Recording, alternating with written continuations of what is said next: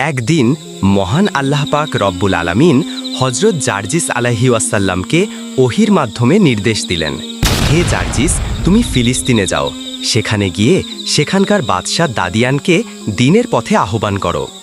মহান আল্লাহ পাক রব্বুল আলামিনের এই নির্দেশ মোতাবেক হজরত জার্জিস আলাইহি ওয়াসাল্লাম বাদশাহ দাদিয়ান এবং তার অনুসারীদের মধ্যে দেব মূর্তি পূজার অসারতা এবং নিরাকার আল্লাহই একমাত্র উপাস্য এই সত্যবাণী প্রচারের লক্ষ্যে ফিলিস্তিনে রওনা করলেন। বহু পথ অতিক্রম করার পরে হজরত জার্জিস আলাইহি ওয়াসাল্লাম বাদশাহ দাদিয়ানের দরবারে এসে উপস্থিত হলেন এবং বাদশাহ দাদিয়ানকে বললেন, হে বাদশাহ, তুমি অনেক জ্ঞানসম্পন্ন একজন ব্যক্তি, অথচ প্রকৃত উপাসকের উপাসনা না করে যার কোনো অনুভূতি নেই তার উপাসনা করছো। এটা আসলে খুবই আশ্চর্যজনক যে নিজের কল্যাণ এবং মঙ্গল করতে পারে না, সে অন্যের কল্যাণ করবে কেমন করে? আমি আশা করি তুমি এইভাবে মূর্তি পূজা বন্ধ করে দিবে। হজরত জার্জিস আলাইহি ওয়াসাল্লামের কথা শুনে দাদিয়ান বলল, আমার উপাসক মানুষের কল্যাণ করতে পারে না, তবে কল্যাণ করতে পারে কি তোমার উপাসক? তুমি তো বাস্তবেই দেখছো আমার উপাসকের ক্ষমতা আছে বলে সে আমাকে বাদশাহী এবং ধন সম্পদের মালিক করেছেন। পক্ষান্তরে তোমার উপাসক অক্ষম বলেই তোমার কোনো ধন সম্পদ নেই, বরং তুমি অভাবগ্রস্ত অবস্থায় দিন যাপন করছো। তখন বাদশাহ দাদিয়ান বলল, আমি তোমাকে পরামর্শ দিচ্ছি, তুমি যার পূজা করছো তার পূজা বন্ধ করে আমাদের মূর্তি পূজা শুরু করে দাও, দেখবে আমাদের মতোই তোমারও কল্যাণ সাধিত হবে। এই কথা শুনে হজরত জার্জিস আলাইহি ওয়াসাল্লাম বললেন, দেখো বাদশাহ, পৃথিবীর জীবন এবং পৃথিবীর ধন সম্পদ সবই সাময়িক এবং ক্ষণস্থায়ী। পক্ষান্তরে পরলৌকিক জীবন এবং ধন সম্পদ সবই দীর্ঘস্থায়ী, তার কোনো শেষ নেই। পরলৌকিক খুশি অর্জন করতে গেলে পার্থিব সুখ অবশ্যই ত্যাগ করতে হয়, নানা প্রকার দুঃখ কষ্ট সহ্য করতে হয়। আমি তাতেও খুশি, কেননা চিরস্থায়ী সুখ এবং খুশির অপেক্ষায় সুখ ও শান্তি একেবারেই নগণ্য। হজরত জার্জিস আলাইহি ওয়াসাল্লামের এই কথা শুনে বাদশাহ দাদিয়ান জিজ্ঞেস করলেন, তোমার পরলৌকিক সুখ শান্তির দৃষ্টান্ত কেমন হবে?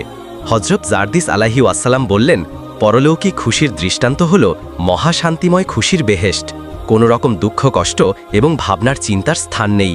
যে বেহেশতে প্রবেশ করতে পারে তার জন্য সব দুঃখ কষ্ট হারাম হয়ে যাবে।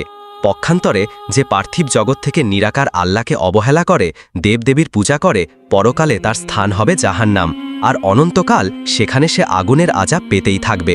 হজরত জার্জিস আলাইহি ওয়াসাল্লামের এই ধরনের স্পষ্ট উক্তিতে বাদশাহ দাদিয়ান জার্জিস আলাইহি ওয়াসাল্লামের প্রতি ক্রোধে আগুনের মতো হয়ে উঠল। বাদশাহ দাদিয়ান বলে উঠল, তোমার স্পর্ধা এবং সাহস দেখছি সীমা ছাড়িয়ে যাচ্ছে। আমার সামনেই তুমি আমাদের পূজা নিয়ে দেবমূর্তির কুৎসা প্রচার এবং তোমার উপাস্যের বাহাদুরি প্রচারের দৃষ্টতা দেখাচ্ছ। দেখছি তোমার কোনো উপাস্য তোমাকে আমার শাস্তি থেকে রক্ষা করতে পারে। বাদশাহ দাদিয়ান এই কথা বলে বাদশাহ তখনই হুঙ্কার দিয়ে বলে উঠল, তোরা কে কোথায় আছিস? এই লোকটিকে বন্দি করে শুলে ছড়িয়ে হত্যা করে ফেল। বাদশার আদেশ তখনই পালিত হল।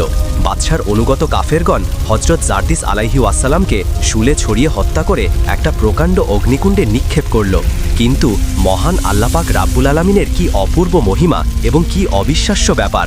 হজরত জার্জিস আলাইহি ওয়াসাল্লামকে অগ্নিকুণ্ডে নিক্ষেপ করার পর মুহূর্তেই হজরত জার্জিস আলাইহি ওয়াসাল্লাম সেই ভীষণ অগ্নিকুণ্ডের মধ্য থেকে অত্যন্ত শান্ত এবং সুমধুর কণ্ঠে পাঠ করতে লাগল, লা ইলাহা ইল্লাল্লাহ, অর্থাৎ, হে মানবগণ, তোমরা জেনে রাখো আল্লাহ ব্যতীত আর কোনো উপাস্য নেই, তোমরা সবাই তার উপাসনা করো এবং জঘন্য মূর্তি পূজাকে পরিহার করো। এই অদ্ভুত ঘটনা দেখে বাদশাহ দাদিয়ান বলল, লোকটা কিভাবে প্রাণে বাঁচল? তবে যেভাবেই হোক তাকে শেষ করতেই হবে। তোমরা একটি ডেকবর্দি পানির মধ্যে তাকে রেখে পানি জোশ করতেই থাকো, যতক্ষণ পর্যন্ত তীব্র উষ্ণ জোশের মধ্যে তার দেহ গলে না যায় ততক্ষণ সময় পর্যন্ত তা জাল দিতেই থাকো। এই কথা শুনে বাদশার লোকগণ অনাবরত একদিন এক রাত পানিতে জাল দিতেই লাগলো, কিন্তু দেখা গেল হজরত জার্জিস আলাইহি ওয়াসাল্লামের তাতে কিছুই হয়নি। মাছ যেভাবে পানিতে সাঁতার কাটে, হজরত জার্জিস আলাইহি ওয়াসাল্লাম ঠিক সেভাবেই পরম আনন্দে পানির মধ্যে সাঁতার কাটতে লাগলো। তার সামান্য মাত্র ক্লেশ বা অসুবিধা হলো না। তিনি সেই গরম পানির মধ্যে হতে বলতে লাগলো, হে মূর্খ বাদশাহ, তুমি ভুল পথ বাদ দিয়ে এখনো সময় আছে, সৎ পথ অবলম্বন করো। তুমি যদি সৎ পথ অবলম্বন করো তার পরিণতি কল্যাণকর এবং মঙ্গলময় হবে। বাদশাহ দাদিয়ান তার ব্যর্থতার গ্লানিতে অধিকাতর এবং উত্তেজিত হয়ে দিশেহারা হয়ে উঠল। সে এবার তার লোকদেরকে বলল, তোমরা এবার এক কাজ করো, ড্যাগের মধ্যে তামা রেখে জাল দিতে শুরু করো। যখন তা গলে তরল পানির আকার ধারণ করবে তখন তাকে ওই ড্যাগের মধ্যে রেখে ডেকটির মুখ আবদ্ধ করে পুনরায় জাল দিতে শুরু করো। বাদশাহ দাদিয়ানের কথা অনুযায়ী তার লোকজন বাদশার নির্দেশ মতো কাজ করতে লাগলো। বিগলিত তামা আগুনের জালে ড্যাগের মধ্যে যখন টকবক করতে লাগলো তখন ড্যাগের ঢাকনা খুলে তারা দেখতে পেল যে হজরত জারদিস আলাইহিওয়াসাল্লাম ড্যাগের মধ্যে আনন্দ চিত্তে বসে আছেন। এই দৃশ্য দেখে বাদশাহ অবাক বিস্ময় তার নিকট জিজ্ঞেস করল, হে জারজিস, বলো তো তুমি আমার এই ভীষণ শাস্তিগুলোর মধ্যে কিভাবে তোমার প্রাণ রক্ষা করছো? হজরত জারদিস আলাইহিওয়াসাল্লাম বললেন, হে অবিশ্বাসী কাফের, তুমি আমার মহান আল্লাহর শান্তির কি বুঝবে? তিনি যাকে রক্ষা করবেন তোমার মতো হাজার শক্তিশালী জালেম বাদশার সম্মিলিত শক্তিও তার কিছুই করতে পারবে না। অযথা তুমি আমার সাথে এই দুর্ব্যবহার করছো। আমি এখনও তোমাকে পরামর্শ দিচ্ছি, তুমি আল্লাহ তাআলার খাঁটি ধর্মে দীক্ষিত হয়ে যাও। তোমার ওইসব ভুয়া দেবদেবের উপাসনা ত্যাগ করো। হজরত জারদিস আলাইহিওয়াসাল্লামের কথা শুনে বাদশাহ দাদিয়ান আবার ক্রোধে গর্জন করে উঠল এবং তার কতিপয় লোকদেরকে ডেকে বলল, তোমরা লোহার শালাকা জ্বলন্ত আগুনে ধরো। তা যখন উত্তপ্ত হয়ে আগুনের বর্ণা ধারণ করবে তখন তা জারজিসের মাথায় চেপে ধরবে এবং যতক্ষণ পর্যন্ত তার প্রাণ বের না হবে তত সময় পর্যন্ত জারজিসকে এই শাস্তি প্রদান করো এবং এভাবেই শাস্তি দিতে থাকো। বাদশাহ দাদিয়ানের আদেশ পাওয়া মাত্রই হজরত জারদিস আলাইহিওয়াসাল্লামের প্রতি এই অত্যাচার শুরু হলো। কিন্তু মহান আল্লাহ তাআলার অপার অনুগ্রহে এতেও হজরত জারদিস আলাইহিওয়াসাল্লাম কোনো রকম কষ্ট অনুভব করলই না। মোট কথা, হজরত জারদিস আলাইহিওয়াসাল্লামকে হত্যা করার এই প্রচেষ্টা সম্পূর্ণভাবে ব্যর্থ হয়ে গেল। বাদশাহ দাদিয়ান এই অবস্থা দেখে একেবারে হয়রান হয়ে গেল। তিনি ভাবতে লাগলেন কিভাবে হজরত জারদিস আলাইহিওয়াসাল্লামকে হত্যা করা যায়। এমন কোনো কার্যকারী ব্যবস্থাই বাদশাহ আর খুঁজে না। তার লোকদেরকে নির্দেশ দিল, তোমরা জারজিসকে কারাগারে নিয়ে মাটিতে ওপর করে লোহার দণ্ড দ্বারা অনাবরত তার পায়ে এবং মাথায় সজোরে প্রহার করতে থাকো, আর তার পিঠের ওপর ভারী পাথর চাপা দাও যেন তার জিহ্বা বের হয়ে পড়ে।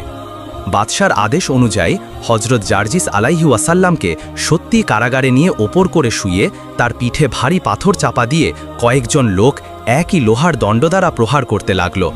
অবিরাম এই কঠোর নির্যাতন চলতে লাগল। এই সময় মহান আল্লাহ পাক রাব্বুল আলামিনের পক্ষ হতে একজন ফেরেশতা আগমন করে হজরত জারজিস আলাইহিওয়াসাল্লামকে বললেন, হে আল্লাহর নবী, পাপিষ্ঠ কাফের আপনার প্রতি যে কঠোর নির্যাতন শুরু করেছে তা সহ্য করা সত্যি সীমার বাইরে। তবু আপনি মহান আল্লাহর উপর নির্ভর করে ধৈর্য ধারণ করুন, তাতে মহান আল্লাহর দরবারে আপনার মর্যাদা অনেক গুণ বৃদ্ধি পাবে। কোনো কেরমেই আপনি ধৈর্যহারা হবেন না। উক্ত কথা বলেই ফেরেশতা অদৃশ্য হয়ে গেল। হজরত আলাইহিওয়াসাল্লাম কাফেরদের অত্যাচার নীরবে সহ্য করতে লাগলেন এবং তিনি শুধু আল্লাহ পাক রাব্বুল আলামিনকেই ডাকতে লাগলেন। এভাবে একাধারে 1 মাস পর্যন্ত শাস্তি প্রদান করে যখন বাদশার লোকগণ দেখল হজরত জারজিস আলাইহিওয়াসাল্লাম সম্পূর্ণভাবে মৃত্যুর মতো শুয়ে আছেন, তার কোনো অঙ্গ প্রত্যঙ্গ জীবিত লোকের মতো নিদর্শন মিলছে না, তখন তারা মনে করল যে হজরত জারজিস আলাইহিওয়াসাল্লাম নিশ্চয়ই মৃত্যুবরণ করেছেন। মৃত্যু ব্যক্তির ওপর শাস্তি দেওয়া নির্থক মনে করে হজরত জারজিস আলাইহিওয়াসাল্লামের পিঠের ওপর হতে পাথর সরিয়ে তারা বাদশার কাছে চলে গেল। হজরত জারজিস আলাইহিওয়াসাল্লামের মৃত্যু হয়েছে বলে বাদশার কাছে সংবাদ পৌঁছালো। বাদশাহ এই খবর শুনে অনেক খুশি হলো এবং এতদিন পর তার একটি মস্ত বড় বিপদ দূর হয়ে গেল এই কথা মনে করে স্বস্তির নিঃশ্বাস ফেলল। কিন্তু পরদিন যখন বাদশাহ দরবারে এসে শাহী কার্যক্রম শুরু করল, ঠিক তখনই হজরত জারজিস আলাইহিওয়াসাল্লাম বাদশার দরবারে উপস্থিত হয়ে বললেন, হে বাদশাহ, আমি তোমার দরবারে আবার আসলাম এই জন্য যে এখনও তোমার হোঁশ হওয়া উচিত।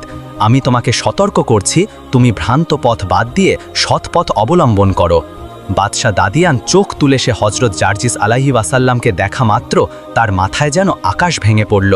বাদশাহ কিছুই বুঝে উঠতে পারছিল না যে হজরত জারজিস আলাইহিওয়াসাল্লাম কি উপায়ে এত কঠোর নির্যাতন হতে প্রতিবারই তার জীবন রক্ষা করেছেন। তারপর বাদশাহ ভাবতে লাগল কোন প্রক্রিয়া দ্বারা তার প্রাণ সংহার করতে পারবে। কিছুক্ষণ ভাবার পরে বাদশাহ দাদিয়ান তার দরবারের কড়া টেনে তার লোকদেরকে আদেশ করল, তোমরা জারজিস আলাইহিওয়াসাল্লামের দেহটি চিরে 2 খণ্ড করে তা টুকরো টুকরো করে ফেলো। তারপর তা খাঁচায় আবাধ্য বাঘের সামনে নিয়ে যাও। আমি দেখতে চাই বাঘ তার মাংস খেয়ে ফেলেছে। তখন বাদশাহ দাদিয়ানের আদেশ পালিত হলো। তার লোকজন বাঘকে মাংস দিয়ে চলে আসলো। কিন্তু বাঘ হজরত জার্জিস আলাইহি ওয়াসাল্লামের মাংস আহার করা তো দূরের কথা, সেই মাংস বহুত ইজ্জত এবং সম্মানের সাথে উঠিয়ে নিজের পিঠের ওপর রাখল। এই সময় আল্লাহ পাক রাব্বুল আলামিনের হুকুমে এক ফেরেশতা হাজির হয়ে উক্ত মাংসের মধ্যে রুহু প্রবেশ করিয়ে দিল। সাথে সাথে হজরত জার্জিস আলাইহি ওয়াসাল্লাম অবিকল পূর্বের রূপ ধারণ করে জীবিত হয়ে বাঘের পিঠে বসে রইলেন। ওইদিকে বাদশাহ বহুদিন পরে আজ হজরত জার্জিস আলাইহি ওয়াসাল্লামের ঝামেলা মিটে গেছে মনে করে নিশ্চিত মনে শাহী দরবারের কাজকর্মে আত্মনিয়োগ করল। ঠিক এমন সময় হজরত জার্জিস আলাইহি ওয়াসাল্লাম উল্লেখিত বাঘের পিঠে চড়ে শাহী দরবারে গিয়ে উপস্থিত হলেন। এই দৃশ্য অবলোকন করে বাদশাহ এবং তার দরবারের প্রত্যেকটি লোকজন ভয়ে কেঁপে উঠল। তারা সবাই মনে করল যে হজরত জার্জিস আলাইহি ওয়াসাল্লাম এবার কাউকেই রেহাই দেবে না, বাঘের দ্বারা তিনি সকলের প্রাণ সংহার করবেন। আসলে জার্জিস আলাইহি ওয়াসাল্লাম কিন্তু সেই সব কিছুই করল না।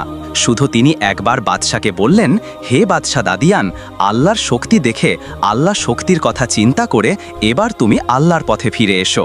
এই কথা বলে তারপর জার্জিস আলাইহি ওয়াসাল্লাম আবারও চলে গেলেন। পাপিষ্ঠ বাদশাহ এবং তার পরিষদ বর্গের এবারও সদ্বুদ্ধির উপায় হল না। তারা বলাবলি করতে লাগলো যে জার্জিস আলাইহি ওয়াসাল্লাম দেখা যায় এক ভয়ঙ্কর জাদুকর, সে জাদুর জোরেই এভাবে তার প্রাণ রক্ষা করেছে। অতএব তাকে জব্দ করতে হলে তদ অপেক্ষায় বড় জাদুকর দ্বারা কার্যসিদ্ধি করতে হবে। তখন রাজ্যের যত প্রধান প্রধান এবং সেরা জাদুকর ছিল তাদের সকলকে শাহী দরবারে উপস্থিত করা হলো এবং বলা হলো, তোমরা যদি জাদুকর জার্জিসকে জাদুর সাহায্যে শেষ করতে পারো তাহলে তোমাদেরকে ধারণাতীত পুরস্কার দেওয়া হবে। এত পুরস্কার দিব যা তোমরা ধারণাও করতে পারোনি। তারপর বাদশার কথা শুনে জাদুকরগণ বলল, জার্জিস আর কি জাদু শিখেছে, আমরা তাকে জাদুর দ্বারা অনায়াসে ধ্বংস করে দিব। হে বাদশা দাদিয়ান, আপনার চিন্তার কোনো কারণ নেই। জাদুকরগণের এই কথা শুনে তখন বাদশা বলল, তোমাদের কথায় আস্থা আসছে না, তোমাদের জাদুর শক্তি কেমন তা আমাকে একটু কিছু নমুনা দেখাও। সাথে সাথে তাদের মধ্যে যে প্রধান জাদুকর সে একটি বস্তু দ্বারা দুইটি বিরাট অজগর সাপ সৃষ্টি করল। অজগর দুটি ফেনা উঁচু করে এদিক সেদিক ছুটাছুটি করতে লাগলো। তার একটু পরেই সেই সাপ দুটিকে দম পড়া মাত্র তা দুইটি মোটা জাত বলদ গরুতে পরিণত হয়ে গেল। ওই গরু দুটি দ্বারা এক খণ্ড জমিন চাষ করে তাতে গমের বীজ রোপণ করা হলো। সাথে সাথে তাতে গাছ হয়, ফসল ফল এবং তার সাথে সাথে পেকেও গেল। তখন ওই ফসল কেটে মলন দিয়ে ওই গম পিষে আটা তৈরি করে তা দ্বারা রুটি পক্ক তৈরি করে ওই রুটি বাদশাকে খাওয়ানো হলো। এতে মাত্র অল্প কিছু সময় লাগলো। বাদশা এই সব ঘটনা স্বয়ং চোখের সামনে নিজেই দেখল। এই অদ্ভুতপূর্ব আশ্চর্য ঘটনা দেখে বাদশা এবং তার লোকজন সকলেই ভাবল, এই অদ্ভুত ক্ষমতাশালী জাদুকরের হাতে আর জার্জিসের রক্ষা নেই। বাদশা দাদিয়ান তখন মিচকি মিচকি হাসতে লাগল এবং তিনি মনে মনে ভাবতে লাগল, এবার তার জাদুর কেরামতি শেষ হয়ে যাবে। জার্জিসের এবার সব কেরামতি একেবারে নিমিষেই মিশে যাবে। জার্জিসের কি অবস্থা যে হবে তা আমি কল্পনাও করতে পারছি না। এবার দেখি সে কি করে বেঁচে যায় এবং কোন আল্লাহ তাকে বাঁচিয়ে রাখে। বাদশা দাদিয়ান এইসব কথা ভাবতে লাগলো এবং মিচকি মিচকি হাসতে লাগলো এবং বাদশা দাদিয়ান খুশিতে আত্মহারা হয়ে বাদশা জাদুকরকে মূল কাজ করার পূর্বেই শুধু জাদুর নমুনা দেখেই তাকে অনেক মূল্যবান জিনিস প্রদান করলো এবং জাদুকরকে বলল, তোমার পুরস্কার আমার কাছে জমা রয়েছে, তোমার কাজ শেষেই তোমার পুরস্কার দেওয়া হবে। এ তো সামান্য কিছু, তোমার জাদু দেখে আমি খুশি হয়ে তোমাকে উপহার দিলাম। মূল কাজ শেষ করার পরে তোমাকে মূল্যবান জিনিস আমি উপহার হিসেবে দিব। বাদশা দাদিয়ানের এইসব পুরস্কার পেয়ে তখন জাদুকরগণ বলল, আপনার কোনো চিন্তার কারণ নেই, আপনি শুধু অপেক্ষা করুন আর দেখুন আমি তার কি করি। জার্জিস রেহাই পাবে না আমার হাত থেকে। আজ পর্যন্ত কোনো জাদুকরই রেহাই পায়নি। আপনি আপনার জায়গায় বসে দেখুন আমি জার্জিসের কি অবস্থা করি। তারপর বাদশা বলল, এখন তুমি তোমার মূল কাজে আত্মনিয়োগ করো। জাদুর দ্বারা তাকে কুকুর বানিয়ে ফেলো আর বাজারের কুকুরগুলো এসে একযোগে তাকে কামড়িয়ে বিধিব্যস্ত করুক, তারপর তাকে হত্যা করার ব্যবস্থা করবে। জাদুকর বলল, জাহাপনা, তাকে কুকুরে পরিণত করা তো একটি সামান্য কাজ, তবে আপনার যখন ইচ্ছা আমি তাই করছি, আপনি অপেক্ষা করুন। তারপরে জাদুকর এক পেয়ালা পানি এনে মন্ত্র পড়ে তাতে দম করল। তারপর বাদশাকে বলল, জাহাপনা, এই পানিটুকু জার্জিসকে পান করিয়ে দিন। বাদশাহ হজরত জার্জিস আলাইহি ওয়াসাল্লামকে দরবারে এনে উক্ত পানির পেয়ালা সামনে ধরে বললেন, হে জার্জিস, তুমি এই পানিটুকু এখনই পান করো। হজরত জার্জিস আলাইহি ওয়াসাল্লাম কোনো রকম ইতস্তথা না করেই আল্লাহর নাম করে সমস্ত পানিটুকুই পান করে ফেলল। পানি পান করায় তার ভেতরে কোনো রকম প্রতিক্রিয়াই দেখা দিল না। তখন জাদুকরগণ আশ্চর্য হয়ে জিজ্ঞেস করল, হে জার্জিস, পানি পান করে তুমি তোমার মধ্যে কোনো রকম ভাবান্তর লক্ষ্য করছো কি? তাদের প্রশ্ন শুনে হজরত জার্জিস আলাইহি ওয়াসাল্লাম বললেন, ভাবান্তর কি লক্ষ্য করব? তবে আমার খুবই পানির পিপাসা পেয়েছিল। তোমাদের দেয়া পানিটুকু পান করে আল্লাহর রহমতে আমার প্রাণ শীতল হয়ে গেছে। এই ভাবান্তরটুকু আমি অবশ্যই লক্ষ্য করেছি। হজরত জার্জিস আলাইহি ওয়াসাল্লামের উত্তর শ্রবণ করে পাপিষ্ঠ কাফেরগণ একেবারে আশ্চর্য হয়ে গেল। তাদের মুখ থেকে আর কোনো কথাই বের হলো না। তারপর জাদুকরগণ বাদশার কাছে বলল, জাহাপনা, আপনার বিরুদ্ধে যদি কোনো প্রবল পরাক্রান্ত সেনাপতি বিরাট সেনাবাহিনী নিয়ে আপনার সাথে যুদ্ধ করতে আসত, তবে আমার জাদুর জোরে তাকে দল বলে নিপাতিত করতে পারতাম। কিন্তু ওই জার্জিসকে মনে হচ্ছে খুবই পাকা জাদুকর, তার শক্তির সাথে আমরা কুলিয়ে উঠতে পারব না। জাদুকরদের প্রধান ব্যক্তি হজরত জার্জিস আলাইহি ওয়াসাল্লামকে লক্ষ্য করে বলল, জার্জিস, আমরা আজ নির্দ্বিধায় স্বীকার করছি, এই যুগের দুনিয়ায় সর্বশ্রেষ্ঠ জাদুকর তুমি। তোমাকে ওস্তাদ বলে মেনে নিতে আমার কোনো আপত্তি নেই। মনে হচ্ছে তুমি স্বয়ং ভগবান তুল্য ক্ষমতার অধিকারী। নয়তোবা আমরা তোমাকে যে পানি পান করিয়েছিলাম, ওই পানি পান করার পরে এতক্ষণ পর্যন্ত বেঁচে থাকতে পারে এমন কোনো লোকই পৃথিবীতে নেই। অথচ দেখছি তোমার ওপর ওই পানি কোনো আচরই করতে পারেনি। হজরত জার্জিস আলাইহি সাল্লাম বললেন, হে জাদুকর, তোমরা তোমাদের খেয়াল অনুসারে আমার সম্পর্কে ভুল ধারণা পোষণ করছো। আসলে আমি কোনো জাদুকরও নই এবং কোনো ভগবানও নই। তোমরা মহান স্রষ্টা আল্লাহ পাক রাব্বুল আলামিনকে ভগবান বলে স্বীকার করো এবং তাকে ভগবান বলে ধারণা করছো। অথচ মহান আল্লাহ পাক রাব্বুল আলামিন একক, তিনি সকল শক্তির অধিকারী এবং সর্বশক্তিমান। তার অসীম শক্তি হতে আমাকে কণামাত্র শক্তি দান করেছে। এই কথা বলার পরে জার্জিস আলাইহিস সালাম আরও বললেন, আমরা যে যাই করি না কেন তা তার ওই শক্তি এবং ক্ষমতার বিকাশ মাত্র। তার ওই প্রদত্ত সাহায্য এবং অনুগ্রহের বলে আমি সকল বিপদ হতে রক্ষা পেয়ে থাকি।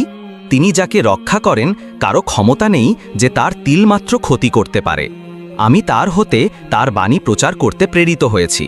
হজরত জার্জিস আলাইহি ওয়াসাল্লামের কাছে রাজ্যের শ্রেষ্ঠ জাদুকরের এভাবে পরাজয় স্বীকার করায় হজরত জার্জিস আলাইহি ওয়াসাল্লামের সুখ্যাতি এবং সুনাম সমস্ত রাজ্যে প্রচার হয়ে গেল। তিনি যে সত্যি আল্লাহর নবী, দেশের সাধারণ জনগণের প্রায় সকলেই তা বিশ্বাস করল। অতএব সর্বসাধারণ বিপদ আপদে হজরত জার্জিস আলাইহি ওয়াসাল্লামের নিকটে এসে তার মাধ্যমে আল্লাহর দরবারে দোয়া করতে শুরু করল। একদিন জঘন্য মহিলা হজরত জার্জিস আলাইহি ওয়াসাল্লামের কাছে এসে আর্জ করল, হে আল্লাহর নবী, আমি একজন অভাবগ্রস্ত অসহায় রমণী। সম্বল বলতে আমার একটি গাভী ছিল, তার দুগ্ধধারা আমার দিন চলত। হঠাৎ আমার সেই গাভীটি মরে গেছে। এখন আমি কিভাবে বাঁচব? আমি কোনো উপায় দেখছি না। অতএব আপনি যদি মহান আল্লাহর দরবারে দোয়া করে আমার গাভীটি জীবিত করে দিতেন তাহলে আমার বড়ই উপকার হতো। মহিলার কথা শুনে হজরত জার্জিস আলাইহি ওয়াসাল্লাম বললেন, তুমি আমার এই লাঠিখানা নিয়ে যাও। তোমার মৃত গাভীর গায়ে তা স্পর্শ করে বলো যে, হে আল্লাহর সৃষ্টি গাভী, তুমি সেই আল্লাহর হুকুমে জীবিত হয়ে ওঠো, এবং এই কথার কারণে তাতে তা জীবিত হয়ে উঠবে এবং তোমাকে পূর্বে এর মতোই দুধ দিবে। হজরত জার্জিস আলাইহি ওয়াসাল্লামের কথা মতো মহিলাটি সেই লাঠি নিয়ে তার বাড়িতে চলে গেল এবং মহিলাটি তার বাড়িতে এসে হজরত জার্জিস আলাইহি ওয়াসাল্লামের কথা মতো সেই গাভীর কাছে গিয়ে দাঁড়ালো এবং গাভীর কাছে গিয়ে দাঁড়িয়ে বলল, হে আল্লাহর সৃষ্টি গাভী, তুমি সেই আল্লাহর হুকুমে জীবিত হয়ে ওঠো। মহিলার কথা অনুযায়ী সাথে সাথে আল্লাহর রহমতে সত্যিই গাভীটি জীবিত হয়ে উঠল এবং পূর্বের মতোই দুধ দিতে শুরু করল। সুবহান আল্লাহ। এরপর হজরত জার্জিস আলাইহি ওয়াসাল্লামের এই মোজেজার কথা সারা দেশেই ছড়িয়ে পড়ল। বিশ্বনবী চলে যাওয়ার 2 দিন পর নবীজির দাফন কাফনের কাজ শেষ করে হজরত আবু বকর সিদ্দিক রাদিয়াল্লাহু তাআলা আনহু বাড়ির দিকে রওনা করছিলেন। প্রতিমধ্যে তিনি দেখতে পেলেন ইবলিস শয়তান দাঁড়িয়ে দাঁড়িয়ে কান্না করছে। তখন হজরত আবু বকর রাদিয়াল্লাহু তাআলা আনহু ইবলিসকে লক্ষ্য করে বললেন, হে ইবলিস, তুমি কেন কান্না করছো? আজকে তো তোমার খুশি হওয়ার দিন। বিশ্বনবী সাল্লাল্লাহু আলাইহি ওয়াসাল্লাম দুনিয়া থেকে বিদায় হয়ে গিয়েছে। এখন তো তুমি হাসবা, এখন তুমি আনন্দ করবা, কিন্তু তুমি কেন কান্না করছো? তখন ইবলিস হজরত আবু বকর সিদ্দিক রাদিয়াল্লাহু তাআলা আনহুকে লক্ষ্য করে বলতে লাগলেন, ভাই আবু বকর, বিশ্বনবী সাল্লাল্লাহু আলাইহি ওয়াসাল্লামের বিদায়ে আমি নিজেও ব্যথিত। কেননা আমার একান্ত ইচ্ছা ছিল আমি নবীজির সাথে গোপনে সাক্ষাৎ করব। ভাই আবু বকর, আল্লাপাক রাব্বুল আলামিন যেদিন থেকে আমাকে ইবলিশে পরিণত করে দিয়েছেন সেদিন থেকে আমার নামে জাহান্নাম ওয়াজিব হয়ে গিয়েছে। কাল কিয়ামতের দিন আমাকে চিরস্থায়ী জাহান্নামে বসবাস করতে হবে। ভাই আবু বকর, আমি জানি জাহান্নামের আযাব কত কঠিন হবে, তাই তো আমি অনেকবার চেষ্টা করছিলাম বিশ্বনবীর সাথে গোপনে সাক্ষাৎ করার, কিন্তু কখনো আমি নবীজিকে একা পাইনি, যার কারণে আমি তার সাথে সাক্ষাৎ করতে পারিনি। ভাই আবু বকর, আমি জানি আল্লাপাক রাব্বুল আলামিনের সবচাইতে প্রিয় নবী এবং বান্দা হল হজরত মুহাম্মদ সাল্লাল্লাহু আলাইহি ওয়াসাল্লাম। তাই তো আমার মনে অনেক আশা ছিল বিশ্বনবীকে দিয়ে যদি আল্লাপাক রাব্বুল আলামিনের কাছে দোয়া করাই, তাহলে হয়তোবা নবীজির মাধ্যমে আমার অপরাধটা আল্লাপাক রাব্বুল আলামিন ক্ষমা করবেন। কিন্তু আজ যখন বিশ্বনবী দুনিয়া ছেড়ে চলে গেলেন, তখন আমার সেই ক্ষমার রাস্তাটাও চিরতরে বন্ধ হয়ে গেল। ভাই আবু বকর, এই ভেবে আমি কান্না করছি। ইবলিসের মুখে এসব কথা শোনার পরে হজরত আবু বকর সিদ্দিক রাদিয়াল্লাহু তাআলা আনহু আর কোনো কিছুই না বলে তিনি সোজা সামনের দিকে হাঁটতে লাগলেন। প্রিয় দিনী ভাই ও বোনেরা, এই ছিল আমাদের আজকের ভিডিওটি। আল্লাপাক রাব্বুল আলামিন আমাদের সবাইকে বিশ্বনবীর দেখানো পথে চলার এবং আল্লাহর সমস্ত বিধানগুলোকে মেনে চলার তৌফিক দান করুন। সকলেই কমেন্ট বক্সে লিখুন আমিন। প্রিয় বন্ধুরা, আমাদের আজকের ভিডিওটি যদি আপনাদের কাছে ভালো লেগে থাকে, তাহলে এক্ষুনি আমাদের চ্যানেলটি সাবস্ক্রাইব করে পাশে থাকা বেল আইকনটি প্রেস করে দিন। তাহলে দেখা হবে আবার নতুন কোনো ভিডিওতে। সেই পর্যন্ত সকলেই ভালো থাকুন, সুস্থ থাকুন।